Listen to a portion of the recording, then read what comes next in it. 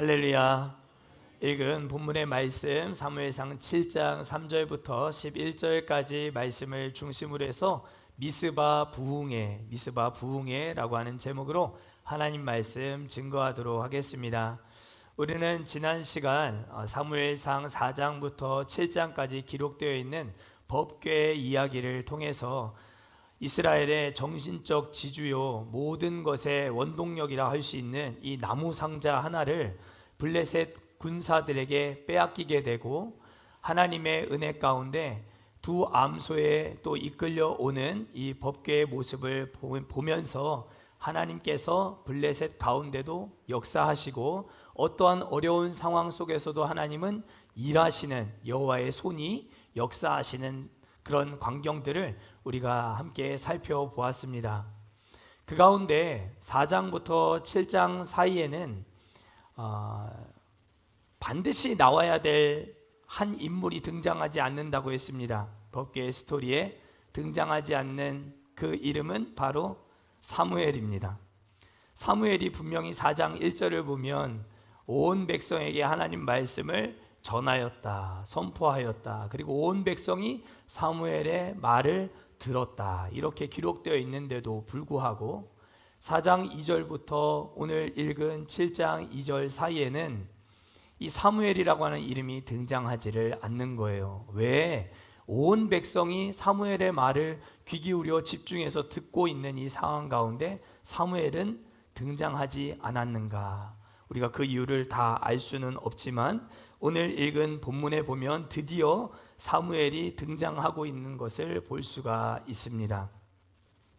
그리고 미스바 부흥 집회를 열고 이제 하나님의 말씀 앞에 백성들을 세우는 그런 광경들을 우리가 오늘 말씀으로 읽은 것입니다. 부흥회, 우리 교회도 이제 가을쯤 되면 부흥회를 한번 좋은 강사님 모시고 한번 해야 되겠다, 이런 계획도 하고 있는데요.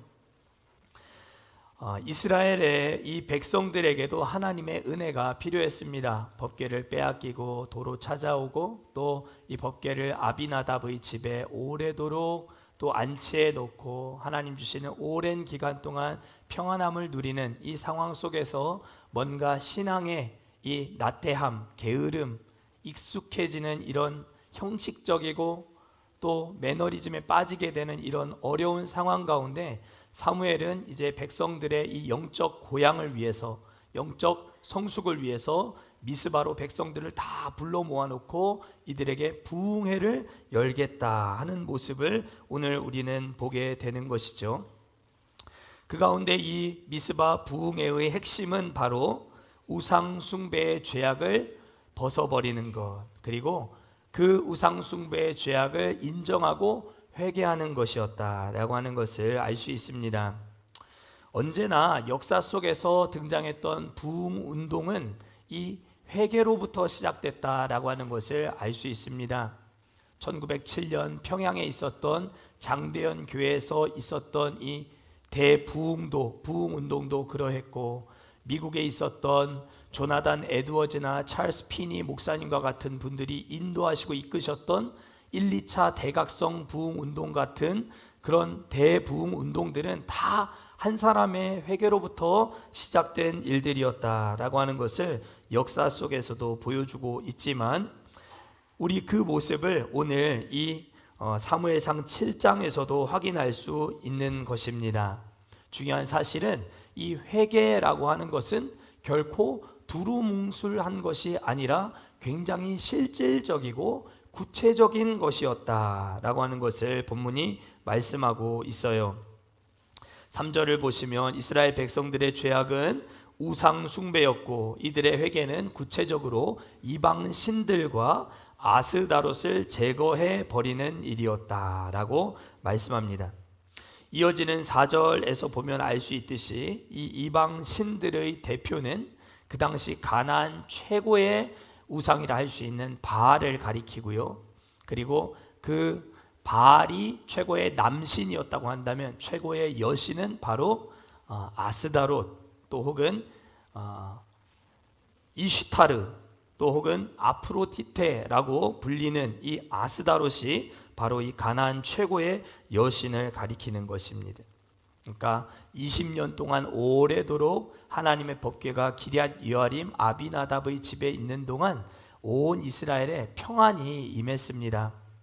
평안을 주시다 보니까 먹고 사는데도 크게 어려움이 없고 지장이 없고 또 잘 먹고 잘 살게 되는 이런 평안한 삶 속에 이들은 신앙의 나태함과 게으름이 생겨나기 시작했고, 하나님을 섬기는 것도 좋지만 우상도 함께 섬기고 있는 이들의 이 만연해진 우상 숭배의 죄악을 반드시 이제는 회개하고 짚고 넘어가야 될 시기가 되었다라고 보았던 것이죠.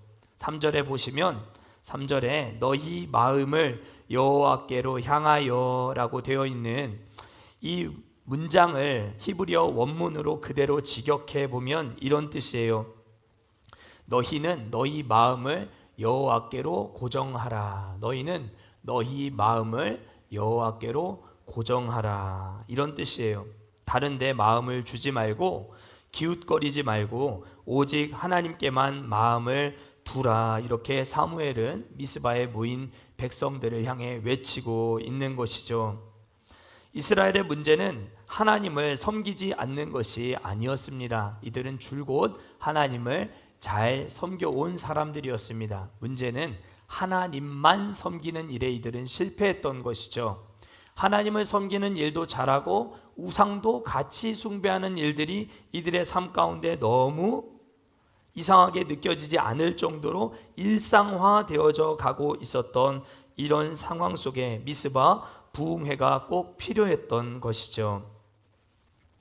이 여자도 사랑하고 저 여자도 사랑하는 것은 그게 아무리 참된 사랑이라고 주장해도 그것을 두고 진실한 사랑이다라고 인정해 줄 수 있는 사람은 아무도 없습니다. 사랑은 한 사람을 사랑하고 한 대상을 사랑해야 사랑인 것이죠. 차라리 누구도 사랑하지 않는 편이 나을지도 모르겠습니다. 사랑을 받는 입장에서 생각해 보면 이것은 그만큼 견딜 수 없는 큰 질투를 유발하는 일임을 아마 여러분들도 쉽게 생각해 볼 수 있을 것입니다. 하나님을 섬기고 사랑하고 우상도 사랑하는 이런 것들은 하나님 편에 있어서는 견딜 수 없는 분노의 질투를 유발하게 만드는 그런 일들이었겠다, 우리가 생각해 볼 수 있는 것이죠. 뭘 그렇게 작은 걸 가지고 시시콜콜하게 따지느냐 하는 식의 태도는 사랑의 본질을 전혀 알지 못하는 것입니다. 하나님은 여러분들에게 일방적인 사랑을 요구하고 계십니다. 하나님만 사랑하기를 원하고 계십니다. 여러분들이 하나님을 사랑하되 다른 것들 함께 마음에 품고 이 사람 저 사람 함께 사랑하면서 하나님 사랑하는 삶을 멈추실 수 있기를 축복합니다. 하나님만 사랑하시는 여러분들을 하나님이 복 주시고 은혜로 채워주실 줄 믿습니다. 그래서 우리는 하나님의 인내심을 테스트하는 어리석은 짓을 멈춰야 합니다. 그래서 종교다원주의자들은 사실 불신자들보다 훨씬 더 나쁜 사람들이다, 그렇게 말할 수 있어요. 차라리 하나님을 믿지 않았으면 믿지 않았지, 다른 신들도 하나님과 똑같다, 우상도 하나님과 똑같은 대등한 위치에 놓고 이 신을 섬기든지 하나님을 섬기든지 천국 가는 것은 다 똑같다, 뭐로 가나 서울로만 가면 되는 거 아니냐. 종교다원주의자들의 대표적인 논리는 산 꼭대기 정상이 천국이고 이쪽 동편으로 올라가나 서편으로 올라가나 남편이나 북편이나 아무 관계 없다는 거예요. 무슨 신을 믿든지 정상으로만 가면 되는 거 아니냐, 천국 다 갈 수 있는 것이다 라고 말하면서 천국도 다 뭐 불교를 믿나 천주교를 믿나 이슬람교도를 믿나 이슬람교를 믿나 다 똑같다라고 주장하는 사람들이 바로 종교다원주의자들인 것이죠.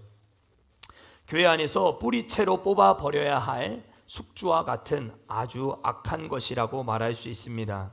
절대로 용납할 수 없는 일입니다. 다른 이로서는 구원을 받을 수 없나니 천하 사람 중에 구원을 주실 만한 다른 이름을 우리에게 주신 일이 있어요, 없어요? 없습니다.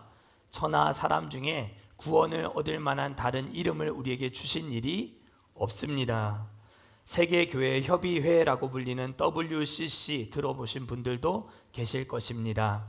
종교다원주의를 인정하는 집단이에요. 우리 교회를 이런 집단에 가입하라고 권유하고 권장하지도 않겠지만 가입할 이유도 전혀 없습니다. 진리와 비진리는 물과 기름과 같아서 아무리 섞으려 해도 섞일 수가 없는 것이죠. 우리나라 주류 장자 교단이라고 할 수 있는 장로교회가 1959년도 예장 합동과 예장 통합으로 갈라지게 되었습니다. 합동 측은 WCC 가입 절대 안 된다라고 하는 입장이었고, 통합 측은 WCC 가입 가능하다라고 하는 입장이었습니다. 그렇게 갈라진 세월이 벌써 66년이 흘렀습니다. 안 된다고 주장하던 합동 측 박형용 박사님은 WCC를 반대하면서 다음과 같이 말했어요. WCC 세계교회 협의회는 교리적으로는 혼란스러운 자유주의 지도하에 움직이며 정책적으로는 세계 단일 교회의 구성을 최종 목표로 하는 것을 부인하긴 어렵다. 그러니까 세계 모든 교회가 교회 비스무리한 것까지 다 합쳐서 세계 단일 교회로 만들자. 그런 운동이 목적이라는 것을 부인할 수 없다라고 하는 것이 WCC 세계교회 협의회가 주장하는 바라는 거예요. 여기에 동의할 수 없다는 것이죠. 사무엘이 주도한 미스바 대부흥 집회 역시 이런 맥락 속에서 이해해야만 본문을 정확하게 이해할 수 있는 것입니다. 갑자기 등장한 미스바라고 하는 지역에 대해서 의아한 점이 있을 수도 있습니다. 여러분들 아마 사무엘상을 읽어오시면서 미스바라고 하는 지역에 대한 정보를 받지 못하셨을 거예요. 갑작스럽게 등장한 이 미스바라고 하는 정확한 위치에 대해서 학자들마다 의견이 조금씩 다르지만 한 가지 분명한 것은 이스라엘 모든 지파에 흩어져 살던 사람들이 한데 모이기 가장 좋은 중심적인 위치였을 것이다 라고 입을 모아 이야기합니다. 이유는 미스바 집회도 집회였지만 이후에 살펴볼 사무엘상 10장을 보면 또 이스라엘 백성들이 한데 다 같이 모여요. 그때는 하나님의 직접적인 통치를 인정하지 않고 우리에게도 저 이방 나라 강대국들처럼 우리 세상 왕들처럼 우리 이스라엘에도 왕을 좀 달라고 요청할 때 이들은 미스바에 또 한 번 모이게 돼요. 그러니까 우리가 미스바에 대한 정보로 알 수 있는 것 하나는 참 모이기 좋은 중심적인 장소였겠구나라는 생각을 우리가 해볼 수 있는 것이죠.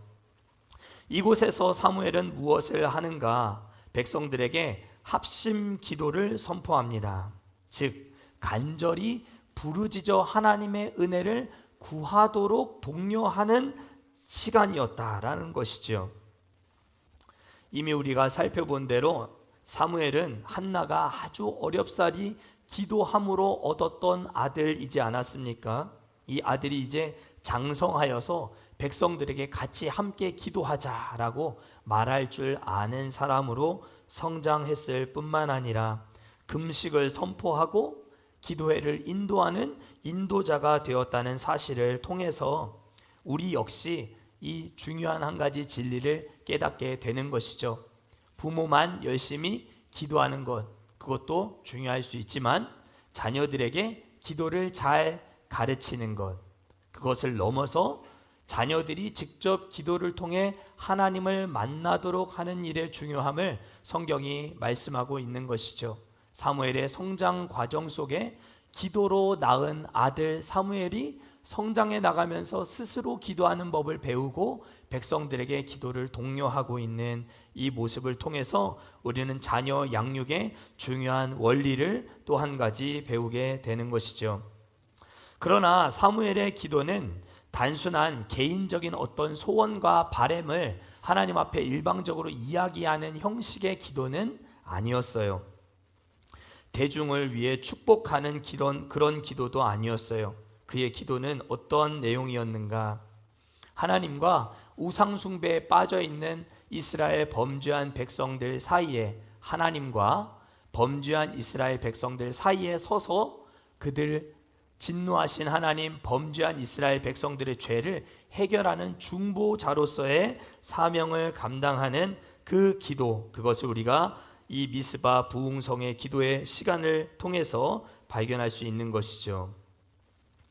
여호와의 제사장이라고 불렸던 엘리와 그의 두 아들은 실패했던, 그래서 하나님의 심판을 초래할 수밖에 없었던 제사장으로서의 이 중보자적 기도를 이 사무엘이 지금 회복하고 있는 것을 볼 수 있습니다. 우리 몇 장 성경 앞장 넘기셔서 사무엘상 2장 28절 말씀을 한번 다시 보겠습니다. 엘리 집안이 하나님께 왜 심판을 받을 수밖에 없었는가 하는 것을 가르쳐주고 있는 이유를 말씀하고 있는데요. 28절 말씀을 보면, 제가 이미 강해하면서 말씀을 드렸지만, 이스라엘 모든 지파 중에서 내가 그를 택하여 내 제사장으로 삼아 그가 내 제단에 올라 분향하며, 여기까지 내 제단에 올라 분향하며, 이것은 중보자적인 제사장으로서의 중요한 역할을 가르쳐주는 본문인데, 이 일에 있어서 엘리와 그의 두 아들이 여호와의 제사장으로서 사명을 감당하는 일에 실패했기 때문에 하나님의 심판을 받을 수밖에 없었다, 그것을 말씀하고 있는 거예요. 그러니까 제사장이 제대로 감당하지 못하고 있던 이 중보자적인 역할을 지금 사무엘상 7장에 넘어오면서 그 제사장의 중보자적인 역할을, 사명을 회복시키고 감당해 나가는 모습을 우리가 보게 되는 것입니다. 여호와의 제사장으로서 가장 중요한 사역은 하나님과 범죄한 백성들 사이에 서는 것이었습니다. 그러나 엘리와 그의 두 아들은 우리가 이미 살펴본 2장의 말씀을 보고 알 수 있듯이 항상 그 자리를 스스로 이탈하고 말았습니다. 그리고 사무엘은 다시 미스바로 모인 백성들과 하나님 사이에 서서 중보의 사역을 회복시켜 나감으로 말미암아 사명의 자리를 지켜나가는 모습을 보게 되는 것이죠. 사랑하는 성도 여러분, 우리도 신앙생활을 하다 보면 자리를 지키는 일이 힘겹게 느껴지는 순간들이 간혹 있습니다. 다 훌훌 털어버리고 떠나버리고 싶고, 사람도 만나고 싶지 않고, 기도하면 뭐하나 싶기도 하고, 하나님 내 삶에 관심은 있으신가 싶은 의심과 의구심 때문에 마음의 힘겨움을 경험하게 되는 그런 순간들이 있다는 것이죠. 그러나 그럼에도 불구하고 사명을 지키는 것은 곧 자리를 지키는 것임을 여러분들 기억하실 수 있기를 축복합니다. 사명은 다른 게 아니에요. 하나님 맡겨주신 내 자리를 지키는 것입니다. 우리 옆에 성도님들하고 이렇게 인사하겠습니다. 자기 자리를 잘 지킵시다. 여러분들 고유의 하나님 부르신 자리가 있습니다. 공부도 엉덩이 싸움이라 하지만 신앙생활도 사실은 엉덩이 싸움이에요. 자리를 지키는 것이 하나님의 은혜를 경험하는 채널이, 플랫폼이 되는 것이죠. 오늘 사무엘이 불러 모은 이 미스바 대성회는 하나님의 은혜가 임하는 채널이었고, 하나님께서 역사하기 딱 좋은 플랫폼이었다라고 하는 것을 우리가 기억해야 합니다. 그러나 이런 영적인 회복의 역사 속에는 언제나 사단 마귀의 역사도 있음을 우리가 본문을 통해 확인하게 됩니다. 미스바 대부흥성에는 이웃 나라였던 블레셋 사람들의 그 군사들의 심기를 불편하게 만들어서 그들의 분노를 촉발시켜 도발하게 되는 역할을 감당하게 되었습니다. 우리 7장 말씀 다시 보겠습니다. 7장 7절 말씀 우리 함께 읽겠습니다. 7절 말씀 시작. 이스라엘 자손이 미스바에 모였다 함을 블레셋 사람들이 듣고 그들의 방백들이 이스라엘을 치러 올라온지라. 이스라엘 자손들이 듣고 블레셋 사람들을 두려워하여. 아멘. 사단 마귀의 역사가 항상 은혜 받는 자리에는 나타나게 되더라 하는 것도 성경이 가르쳐 주고 있습니다. 하나님의 관계 회복을 어떻게든 막아내려고, 어떻게든 방해하려고 하는 것이죠. 교회가 조금이라도 살아나려고 하면 그것을 어떻게든 짓밟아서 의지를 꺾어버리려고 하는 사단 마귀가 있음을 사랑하는 성도님들은 꼭 기억하셔야 합니다. 교회가 조금만 살아나려고 하고, 기도가 좀 뜨거워지려고 하고, 하나님 말씀이 귀에 좀 들려오려고 하면 사탄 마귀는 어김없이 그 관계를 회방하고 우리를 넘어지게 하고 좌절하게 만드는 존재로 우리 곁에 나타난다는 사실을 여러분들이 기억하셔야 합니다. 절대 넘어져서는 안 됩니다. 한 걸음 한 걸음 기도하면서 노심초사 경각심을 가지고 영적 전쟁에 임해야 하는 것이죠. 미스바에서 집회를 하는 것이 블레셋 사람들에게 뭐 그렇게 크게 불편한 일이 되었겠습니까? 여러분도 한번 생각해 보십시오. 그들이 미스바에 모였다 함을 블레셋 사람들이 듣고 그들의 방백들이 이스라엘을 치러 올라왔다라고 말하고 있지 않습니까? 미스바에 모여서 다른 거 한 거 아니에요. 우리는 더 이상 우상 숭배하지 않겠다.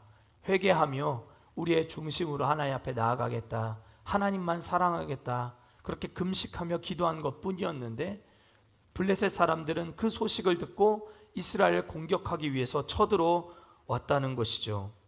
아무것도 아닌 일을 가지고 트집을 잡고 공격을 해들어오는 모습을 볼 수 있습니다. 사탄 마귀는 그래요. 교회가 딱히 크게 한 것도 없는데 어떻게든 성도들, 은혜 받는 성도들 은혜 못 받게, 회개하려고 하는 성도들 회개하지 못하게, 하나님의 은혜의 채널을 가로막는 그런 모습들을 보게 되더라는 것이죠. 기도하는 백성들을 사단은 절대 가만히 내버려 두지 않는 것입니다. 어떻게든 기도를 막아서려는 것이지요. 그러나 사무엘이 그런 상황 가운데 뭐 했는가가 훨씬 더 중요합니다. 블레셋 군사들이 방백들을 중심으로 해서 이스라엘을 치러 미스바를 향해 다가올 때에 여러분들 같으면 뭐 하시겠어요? 블레셋 군대가 전열을 가다듬고 이스라엘을 치러 지금 오고 있는 거예요. 미스바에서 우리는 그저 모여서 기도하고 회개한 것, 금식한 것밖에 없는데 공격하러 오고 있는 이 위기 상황 앞에 이스라엘 백성들은 두려워 떨었다 그렇게 말해요. 그런데도 불구하고 사무엘은 뭐 했는가? 사무엘은 계속 하던 일을 했다라고 말씀하고 있습니다. 사무엘이 이스라엘 백성들을 두렵게 만든 블레셋의 공격 앞에서 무슨 일을 하고 있었는지를 우리는 주목해야 합니다. 그는 무기를 들고 나가서 블레셋과 싸우려 하지 않았습니다. 백성들에게 무기를 준비하라, 우리도 블레셋과 함께 싸워야 한다라고 말하지 않았습니다. 그는 그저 하던 대로 기도를 계속할 뿐이었습니다. 미스바에서 단 한 발자국도 뒤로 물러서지 않았습니다. 기도의 자리를 굳게 지키고 하나님 앞에서 제사를 드리며 하나님을 예배하고 있는 모습을 보여주고 있습니다. 8절 말씀 제가 읽습니다. 이스라엘 자손이 사무엘에게 이르되 당신은 우리를 위하여 우리 하나님 여호와께 쉬지 말고 부르짖어 우리를 블레셋 사람의 손에서 구원하시게 하소서 하니. 이후에 뭘 합니까? 사무엘이 젖 먹는 어린 양 하나를 가져다가 온전한 번제를 여호와께 드리고. 여러분들 같으면 예배 드리시겠습니까? 블레셋 군대가 전열을 갖추고 쳐들어오겠다고, 공격해 오겠다고 지금 오고 있는데 여러분들 기도하고 예배하고 있겠습니까? 사무엘은 미스바에서 이게 사단의 영적 공격임을 분명히 알았던 거예요. 눈에 보이는 공격해 오는 것들은 분명히 블레셋 군사였지만 블레셋 군사들을 조종하고 움직이고 있는 영적 악한 세력이 있다는 것을 사무엘은 알았던 거예요. 그러니까 계속해서 쉬지 않고 기도하고 예배하고 있는 모습을 통해서 블레셋이 스스로 치고받고 죽을 수 있도록 그렇게 만드셨다. 10절입니다. 사무엘이 번제를 드릴 때에, 예배를 드릴 때에 블레셋 사람이 이스라엘과 싸우려고 가까이 오매 그날에 여호와께서 블레셋 사람에게 큰 우레를 발하여 그들을 어지럽게 하시니 그들이 이스라엘 앞에서 패한지라. 자리만 지키면 돼요. 사랑하는 성도 여러분, 아무리 삶이 힘겹고 어렵고 낙심되고 다 아닌 것 같다, 하나님 내 기도 안 들어주시는 것 같다, 이렇게 절망적인 상황을 여러분들이 현실적으로 만나게 되더라도 엉덩이 싸움이에요. 자리를 지키십시오. 하나님이 여러분들과 함께 하십니다. 영적 전쟁이에요. 이건 눈에 보이는 육적인 치고받는 싸움이 아니었던 거예요. 하나님께서 갑자기 큰 우레를 발하셔서 블레셋 사람들이 서로 치고받고 싸움으로 말미암아 블레셋 사람들이 패하게 만드시는 이 모습을 통해서 우리가 뭘 배울 수 있어요? 우리 삶에 닥쳐오는 여러 삶의 위기 앞에서 우리가 그저 할 수 있는 것은 미스바로 모여서 우리의 죄를 회개하고 하나님만 사랑하겠다고 고백하고 하나님 앞에 금식하며 엎드려 자기 자리를 지켜나가는 것, 사명을 지켜나갈 때 이스라엘이 블레셋과 싸우지 않았어요. 누가 싸우시는 거예요? 여호와께서 블레셋 사람들과 싸우심에, 처음에는 이스라엘과 블레셋의 전쟁이었어요. 그러나 자리를 지키는 이스라엘을 통해서 하나님께서 이스라엘을 대신해서 블레셋과 싸우시는 모습을 오늘 10절에서 우리는 분명히 확인하게 된다는 것이죠. 예배가 아무것도 아닌 것 같아도 이 짧은 시간 드려지는 예배가 능력을 받는 시간입니다. 기도가 여러분들 아무것도 아닌 것 같아도 여러분들 그냥 넋두리 하는 것 같은, 맨날 똑같은 이야기를 하나님 앞에 이야기해야 되는 것 같은 그런 답답함을 느끼는 순간이 있다 할지라도 그 기도 자체가 능력임을 여러분들 기억하십시오. 이스라엘 백성들이 지금 사무엘 앞에 위기를 만났을 때 어떻게 기도해달라 얘기합니까? 쉬지 말고 기도해달라 이렇게 말하고 있지 않습니까? 8절의 말씀에 우리 하나님 여호와께 쉬지 말고 부르짖어, 쉬지 말고 부르짖어, 계속 그 자리를 지키며 기도하는 것입니다. 마귀 역사는 기도로 물리치는 거예요. 예배함으로 몰아내는 것입니다. 무섭다고 공격해 온다고, 현실에 두려움 어렵다고 도피해버리고 자리를 이탈해버리면 엘리와 그의 두 아들처럼 하나님이 심판을 받을 뿐인 것이죠. 사무엘은 기도했습니다. 부르짖었습니다. 이것이 블레셋을 이기는 비결이었습니다. 다른 방법이 없었습니다. 따라하시죠. 내가 무릎을 꿇으면 하나님은 일어서시고, 내가 두 손을 모으면 하나님은 두 팔을 벌리신다.